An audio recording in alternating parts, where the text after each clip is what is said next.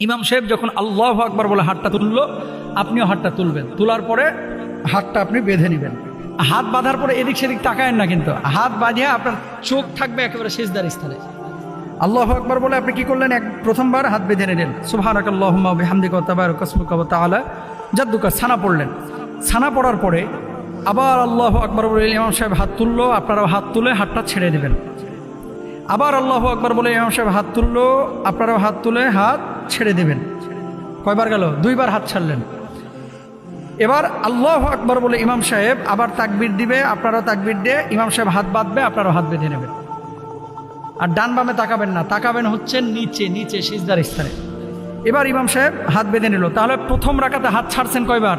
দুইবার। মনে রাখবেন, প্রথম রাকাতে কয়বার? দুইবার হাত ছাড়ছেন। ইমাম সাহেব সূরা ফাতিহা পড়বে, সূরার সাথে সূরা মিলাবে, আপনারাও সূরা ফাতিহা শুনবেন এবং সূরা মিলাবেন। এখন আবার অনেকে প্রশ্ন করবে, হুজুর আমরা কি সূরা ফাতিহা পড়বো কিনা? এটা ইখতিলাফি মাসাইল, মানে সূরা ফাতিহা আপনি পড়বেন কিনা। ইমামের কেরাতে আপনার জন্য যথেষ্ট, তবে সূরা ফাতিহা ইমাম সাহেব পড়ার পরে যখন বলে আলহামদুলিল্লাহ রাব্বিল আলামিন, এই যে গ্যাপ দিচ্ছে, তখন আপনি আলহামদুলিল্লাহ রাব্বিল আলামিন বলে ফেলবেন। মানে ইমাম সাহেব যখন ওই যে আয়াত শেষ করতেছে, এক নাম্বার, এটা একটা রায়। ইমাম সাহেব যখন আয়াত শেষ করতেছে আপনি তখন বলতে পারেন, এটা হানাফি মাযহাবের একটা রায়। তবে আপনি যদি নাও বলেন, নাও পড়েন, আপনার নামাজ হয়ে যাবে। দুই নম্বর বিষয়, আপনি তো কেরাত শুনলেন, শোনার পরে রুকুতে গেলেন, সুবহান রাব্বিল আযীম, সুবহান রাব্বিল আযীম, সুবহান রাব্বিল আযীম।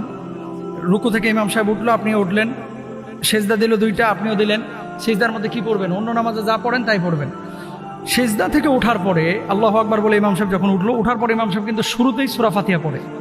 আপনারা পড়বেন বা শুনবেন, দুটাই জায়েজ আছে। দুই নাম্বার হচ্ছে সূরা ফাতিহা, সূরা শেষ, এবার ইমাম সাহেব কিন্তু তাকবীর দিবে।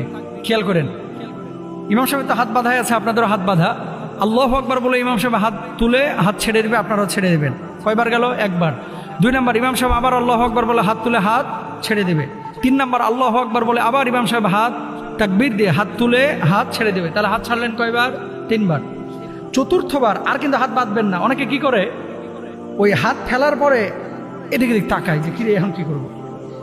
এরপরে একবার বাঁধে, একবার ছাড়ে, বাঁধে, একবার কার্টুনের মতো দেখা যায় আর কি, মানে একেবারে হুলস্থুল কারবার না। হাত ছেড়ে রেখে দেবেন। এরপর ইমাম সাহেব তাকবীর বলবে, আপনি রুকুতে চলে যাবেন। আবার রুকু তাসবিহ পড়লেন, সামি আল্লাহু লিমান হামিদা বললো, দুই সেজদা করলেন, সেজদার পরে সালাম ফিরে নামাজ শেষ করলেন।